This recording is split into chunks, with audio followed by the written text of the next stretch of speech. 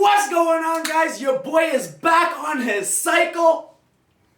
And we're gonna break that shit down for you. But first, a disclaimer. I don't know why everyone thinks steroids cause rage. Oh, roid rage this, roid rage that. Roid rage is a myth. You guys need to get that through your head so we...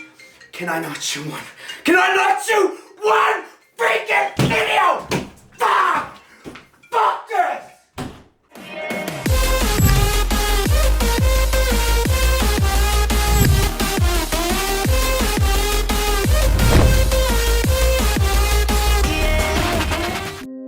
If you're going to try, go all the way. Otherwise, don't even start. If you are going to try, go all the way. This could mean losing girlfriends, wives, relatives, jobs, and maybe your mind. Go all the way. Good fucking morning, YouTube. It is 7:30 in the morning, and we have 4 eggs, 3 pieces of toast, some water, and we already took all the supplements of the day. But today we're going to be breaking down the goddamn steroid cycle. I know that you guys have been waiting for this because this is the biggest steroid cycle I have ever done. But let's put a disclaimer out there that this is what I need to gain 30 pounds in the next 12 weeks. Some people will be fucking different. Some people will need a lot more than me. Some people will need a lot less than me. But I'm just gonna say that the ones talking shit are the ones that can't fucking do it. The ones talking shit are the ones that don't have what it takes. This is not healthy, guys. Putting on 35 pounds in 12 to 14 weeks is not healthy. This is what you need to do to compete at a high level of bodybuilding. We are not trying to be Instagram and TikTok boy fitness models. We're trying to compete in open bodybuilding, god damn it. So before you criticize my fucking cycle and say, oh, that's way too much, change this for change that, I would like to see you put on 35 fucking pounds in 12 weeks before you fucking talk shit. Whoa, calm down, Jamal. Don't pull out the 9. And like I said, this is my personal cycle. This is what I need to be able to grow to the size that I need to be before I start cutting next year. But the first thing that I want to actually announce is we're going to do a giveaway. But my cycle per month roughly costs me $500, not including the growth hormone. So what I'm going to do is if this video can get 1,500 likes this week, I'm going to e-transfer some random someone $500 fucking dollars. That's it. You either PayPal, e-transfer, whatever you can have, consider $500 fucking dollars from the Mark Plummer LLC, and you can get big with me. So get this video to 1,500 likes. And we're going to make that happen. And I think every single Bigger by the Day episode, if you guys keep tuning in, keep sharing those positive ass comments, I'm going to give away something every episode for the next 14 weeks. So that's just my way of saying thank you, and your way of thanking yourself, joining me and putting on this muscle as well. I'm going to plow this down as fast as possible, and let's break down this cycle in depth. Now, I don't think you guys are ready for this, but let's get into it. So, I'm gonna just put like a screenshot of this at the end. This basically has the entire cycle. And if you guys have any direct questions about the cycle, like I said, you can buy my close friends on Instagram for $6.99, where I post in-depth workouts, injection techniques, and you will always be at the top of my messages so that you can ask all the questions that you want, and I can give you guys a little more reasoning.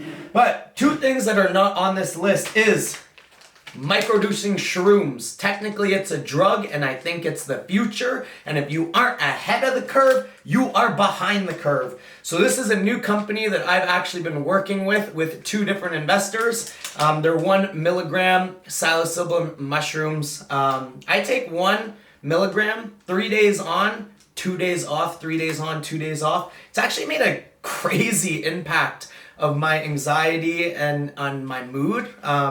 But I don't have enough studies done to go over that, but I just wanted to put that in the mix. The second thing is finasteride. I have great hair. I always have great hair, but like I always tell you guys, it is easier to prevent a problem than get the problem and try to reverse it. So right now, like I don't have any hairline receding, I don't have any bald spots. Now I want to keep it that way. So I've been taking 1 milligram of finasteride every single day, and I will probably do that until my bodybuilding career is done. Like I said, I'm not going to be that 35-year-old pushing for his pro card. That's why I'm being so aggressive now, is because I want to get in, get my pro card, make a name for myself in the fitness industry, and get out, have a family, and focus on the things that I'm good at, which is business. I don't want to be chasing this theoretical dream that all of these wannabe bodybuilders chase for years on end. You either have it or you don't, and it's pretty easy to see if you give it your all. So I broke my cycle down from week 1 to week 4, week 4 to week 10, and week 10 to week 14. I'm going to be doing a 14-week off-season cycle because I want to do a 6-week TRT and then start my cut for next year's show season so I can compete around end of May to June. Ideally, I'm going to win overall at regionals. There's not really much question of that. But the main thing is to get back to my pro qualifying stage and see how I compete now that I am 4 years older than I was the last time I competed. I feel like I'm going to be able to match up to men's open a lot better than I did when I was 19, but even when I was 19, still got 4th. For the first 4 weeks, we are going to be doing 10 milligrams of GW from themarkplummer.com, and we are going to be doing 10 milligrams of YK11. Now, I told you guys I was never going to do YK11, but YK11 is technically a myostatin inhibitor. In theory, you will not be able to get as big. So if you have less myostatin, the bigger you're going to be able to get. So I just wanted to experience YK11 and see if it makes a difference because I've never tried it before. And you really can't talk shit until you try it. You can look at all the clinical studies you want, but until you see how it reacts in your body, you won't know. And GW is because the first 4 weeks, we are trying to get a little bit more toned because we haven't been training for the 8 weeks. And again, the first 4 weeks, in my opinion, is more of a body recomposition, not really an off season. Then we are also taking 60 milligrams of Anavar. As you guys know, Anavar is a muscle hardener. It's used for burn patients, chemo patients, to preserve as much muscle mass as possible. Because right now we're only eating about 2,200 calories a day and just easing ourselves into the off season, I just want to make sure that we're never going to be in a catabolic atmosphere and that we're really getting the most out of the start of this body recomposition. And then to get into our injectables, we have 400 milligrams of testosterone nth, 600 milligrams of EQ. Test and EQ, guys, is my all-time favorite. I've done Test and Trend. I've done Test and Deca. I've done Just Test. Test and EQ, for whatever reason, really packs on the size for me. Like I've said before, EQ creates more red blood cells. It thickens up your veins and gives you an overall more dense look. And it has synergistic effects with the testosterone, so your testosterone is much more effective if you're taking EQ at the same time. And I personally like having my EQ slightly higher than my testosterone. What I'm also adding in this time is 500 milligrams of NPP. Again, you need to lift big to get big. And I think NPP is the all-time best for not blowing up like a goddamn water buffalo and putting on as much size and strength as possible while keeping a good frame. And then as for the anti-estrogen and anti-progesterone, I got gyno surgery. I formulated acneattackskincare.com and I haven't really had any breakouts since. So virtually right now, I'm almost zero side effect prone. Knock on damn wood. So for Arimidex and Caber, I'm taking these like once a week because Arimidex lowers your good cholesterol. A lot of you guys read on your forums like, oh, I need to take fucking 1 milligram of Arimidex every single day. And I used to be there, guys. I was taking 1 milligram of Arimidex every single day on my previous cycles as well. For me doing that in the past though, it was because I was getting signs of gyno and my skin was breaking out like an absolute motherfucker. So I was trying to play around with my estrogen levels to try to get that shit under control. But now that that stuff is under control, all I care about is water retention. And as long as I'm not blowing up in water, I'm fucking good. And I encourage you guys to do the same. Watch your body and then adjust your anti-estrogens accordingly. Because that's what you're gonna need. Some people don't even need to take anti-estrogens. I was coached by 2 IFBB pros that in the off season, they never even bothered taking anti-estrogens. Even during contest prep, some of them didn't take anti-estrogens. It's not a necessity, it's just finding out what you need and then mastering what you need. And Caber, so I've been doing that one every 4 days as well, just to keep my progesterone down, because even though I don't have gyno anymore, they removed the entire gland, I just still want to be conscious with my prolactin and my progesterone levels.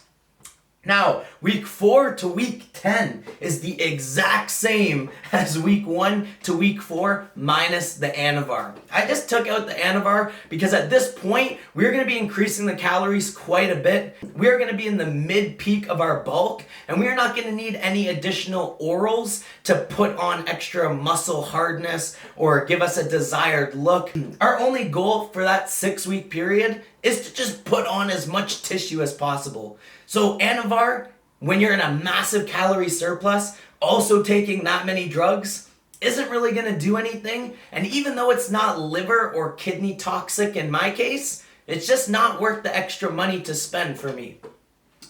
Now, week 10 to 14, the last 4 weeks of our bulk, goddammit. At this point, I feel that I'm gonna be a little higher in the body fat percentage. If you have seen any big ass bodybuilders, especially old school, new school, Regan Grimes, Robin Stranherd, Ian Valliere, who used to be my coach for 3 years, by the way, Lee Priest, Ronnie Coleman, I could go on and on and on. These guys, at the ends of their off seasons, were fucking huge.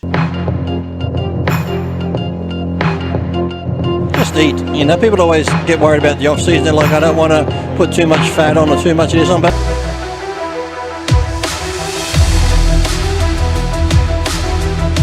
So do not tell me that you don't have to put on that much size and you can fucking clean bulk all the way to 260 pounds of muscle. Okay, Greg Doucette, just doesn't fucking work like that.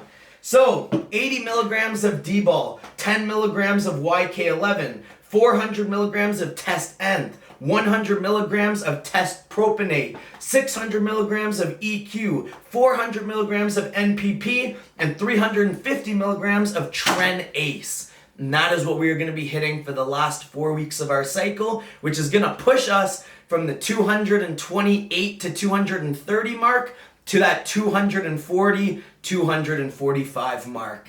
Now, I'm super stoked to watch all of this play out, and obviously you have to pair this with the diet and training advice that I am giving you.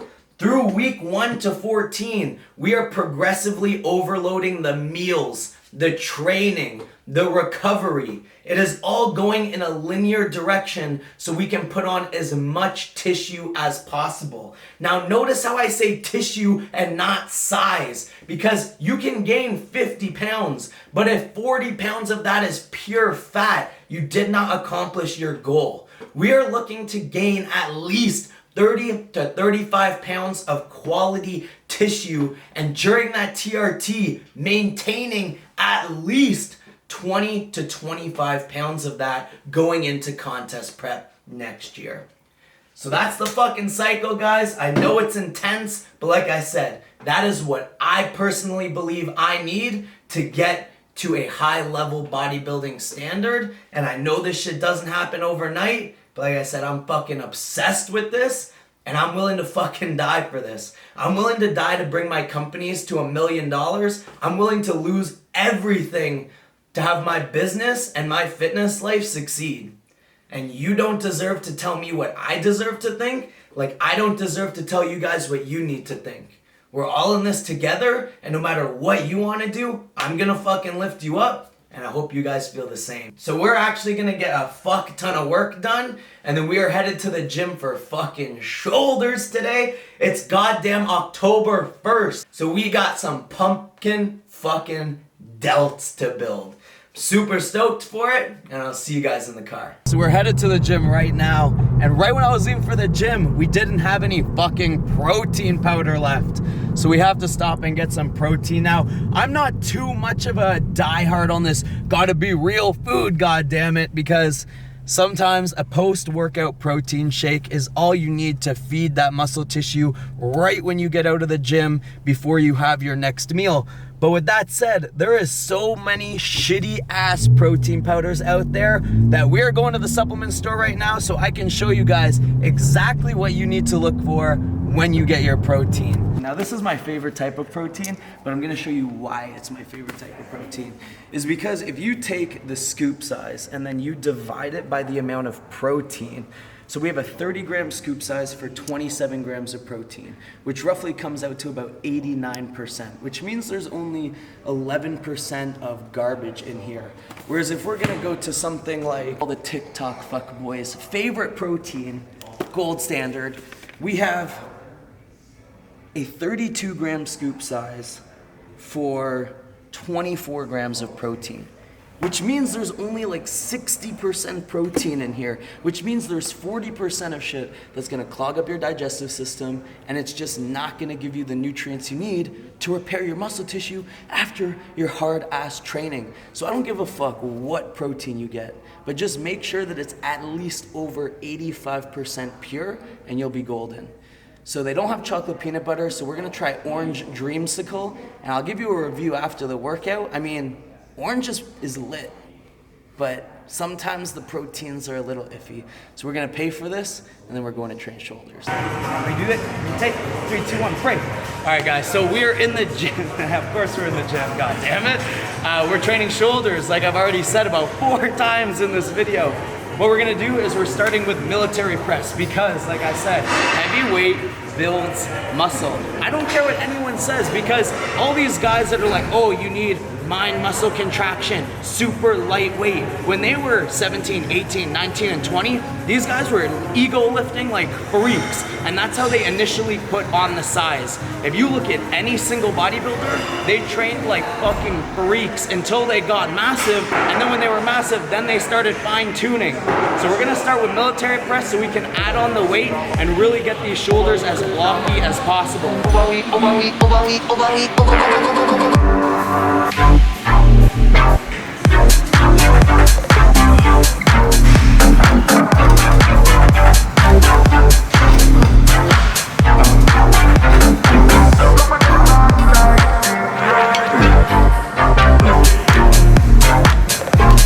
Obviously you want to go heavy, but you still need to do like full ranges of motion. So honestly, like I said, I'm only a week into the cycle.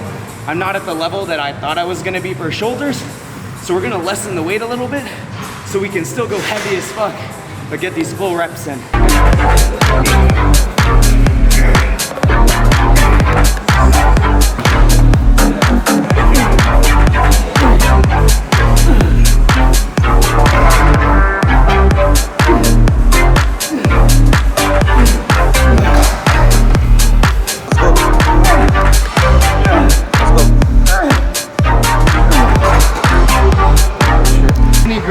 So from here on out, when you're following this plan, she's gonna have to do all the work.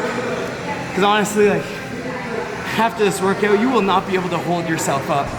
or you're just gonna look stupid, because when you're holding yourself up, your arms will just be like fucking shaking. Damn.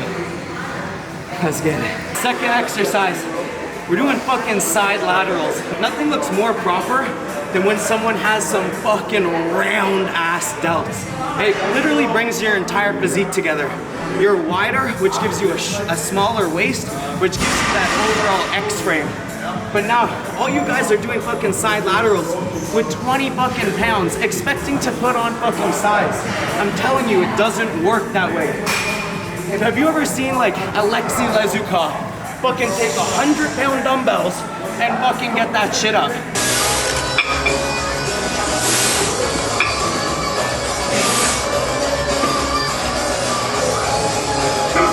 Ronnie Coleman's grabbing goddamn 80s and fucking heaving those up. Your first 2 sets, go light, stimulate the muscle. Your last 3 sets is heavy fucking weight. Always get that through your fucking head. So let's do this.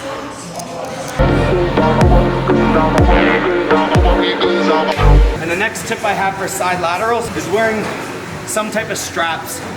Because when I do side laterals, I don't like to grip the dumbbell super hard. If you grip the dumbbell super hard, and ideally you want to keep your pinky high, you're gonna start using your brachialis of the outside of your forearm on every lift instead of focusing on your shoulders.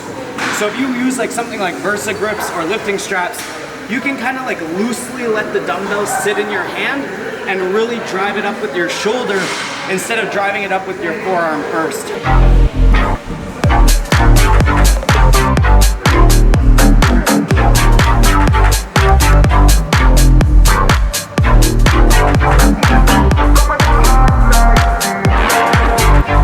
Fucking run the rack time, goddammit. So as heavy as you can go to as light as you can go, and ideally we were gonna do just 4 drops. Again, we would do 6, 7, or 8 drops, but it's a progression. So we always want somewhere to go. So by doing 4 drops, it gives us somewhere to go next week, and the week after that, and the week after.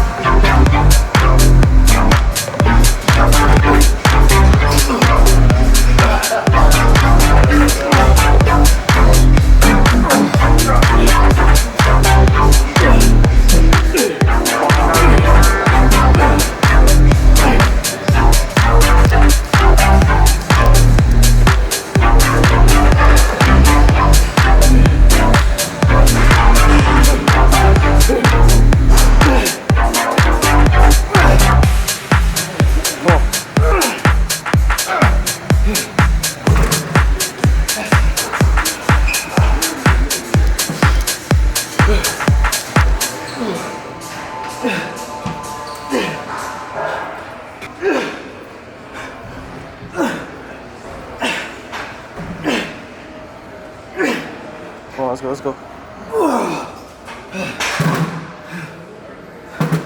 To the point you can't even move your fucking arms. So now that we got our 2 exercises done, now we're gonna work on like actual shape of the shoulder. So we're gonna work from the back all the way to the front. So we're gonna start with 2 rear delts. We're gonna do another side. We're gonna do 1 upright, and we're gonna do 1 front. We're doing 2 rear delts and 2 sides because those are the most important parts of your shoulder. And since we already work our front delts so much, that's why we're only doing 1 front. Rear delts, you don't need a ton of range of motion. Your rear delt is from like here to here. Anything past that, you're using your rhomboid and your spinal erectors. So again, small movements and high reps for rear delts.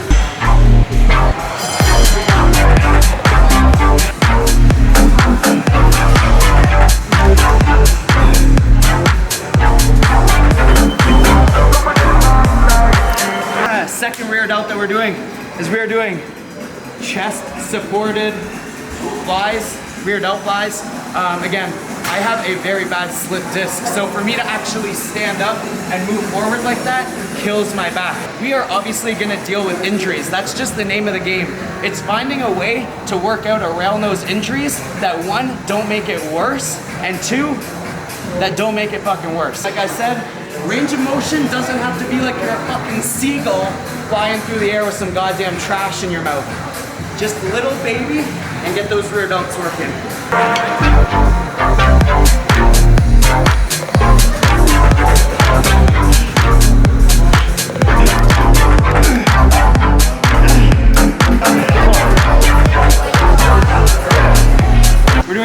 shoulder raises, but instead of actually like gripping a handle for this one, you just want to find like any like random ass attachment, slide your hand through it, and just have it rest on the top here. Like I said, it's gonna take the forearm out of the movement, and you can just focus on your shoulder. I like to slightly lean this way so we can get more of a range of motion. And like I said, 5 sets, go up in weight each set.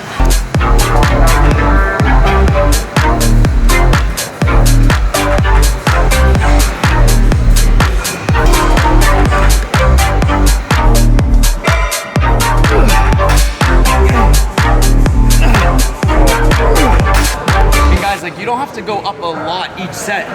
It could be one of these like 2.5ers. And again, it's just about the progression. It doesn't matter if it's 1 pound, 2 pound, 3 pounds. Like I said, strength is relative. Just because I bench 500 pounds doesn't mean your 300 pounds is less impressive if you're still putting 100% force in that. Fuck, I don't care if your bench is 100 pounds. If you put 100% force into that, we're gonna get the same growth because we're still stimulating the muscles at 100%. We're gonna finish this workout off with a fucking crazy superset. We're just gonna annihilate our front and top shoulders. When you hit this pose right here, that's where I lack. I lack that overall like shape on the top of the shoulders. So what we're gonna do is we're gonna do upright rows, and right when we're done with upright rows, we're gonna grab the rope and we're gonna do front pull-throughs. We're basically just gonna go back to back to back to back. On these, we're not going heavy. We're just doing the reps because like I said, our front delts are already overworked. So we just want to get the overall shape better and get the aesthetic of the front and top shoulders. So.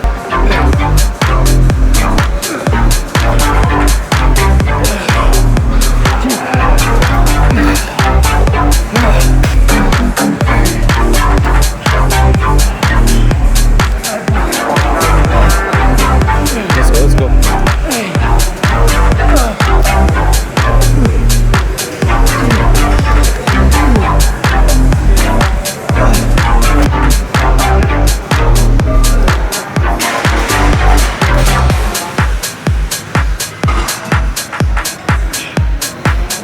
Train this hard, I leave the workout like a little bit nauseous because like that's how much I give every single workout. All aspects, like your food, your nutrition, that's the same fucking thing.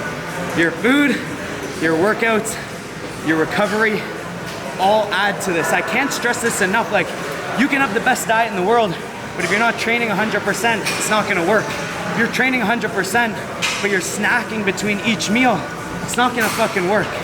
You could have your diet and your training on point, but if you're not doing your rehab and mobility work, you're gonna have limited growth because you're gonna have more scar tissue and you're not gonna be able to train in an active range of motion.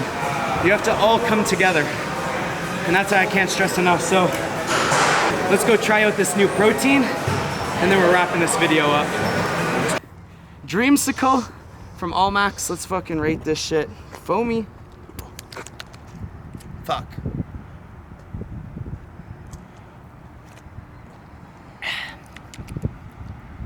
You know, it's not bad. I'd probably rate this like a 6 out of 10. Chocolate and chocolate peanut butter is still better. This would probably be before vanilla and strawberry because vanilla and strawberry suck. But last thing I want to touch on this video is like goals are subjective to you. So just because I want to gain 30 to 35 pounds doesn't mean that you can't do this. If you want to gain 5 pounds, if you want to gain 10 pounds, if you just want to gain anything, just set the goal and stick to it. Just because I'm shooting for the moon and I may miss, like I always manifest positivity, but let's just pretend I'm a negative motherfucker for 2 seconds. If I aim for 40 pounds and I end up at 30, I'm still gonna be farther off as if I aimed for 30 and only did 20. You need to set your goals high for business, for fitness, for anything. For example, next year, I wanna gross $1 million in sales. And if I miss, I hope that I miss at 600, 700,000. But if I only set my goal at 250,000 and I hit 250,000, well then I'm just gonna be content and I'm never gonna strive for that extraordinary. What I'm saying is strive for the unreachable. No matter how you look at it, if you strive for that level, you will get way farther than hitting a goal that's attainable. And that's it. So like I said, guys, smash that thumbs up button. We're doing the giveaway if this video can hit 1,500 likes in the next 7 days. So smash that like button, send it to your friends, send it to your family, set your goals, and I'll catch you in the next episode. And I just want to give a huge thanks to Emmanuel. He is basically getting all these angles through almost all the Bigger by the Day episodes. He's going to be getting in some of these videos as well when we get his body up to par. All of his links are in the descriptions below, so make sure to go shoot him a follow, and I'll see you guys in the next episode. Holy fuck!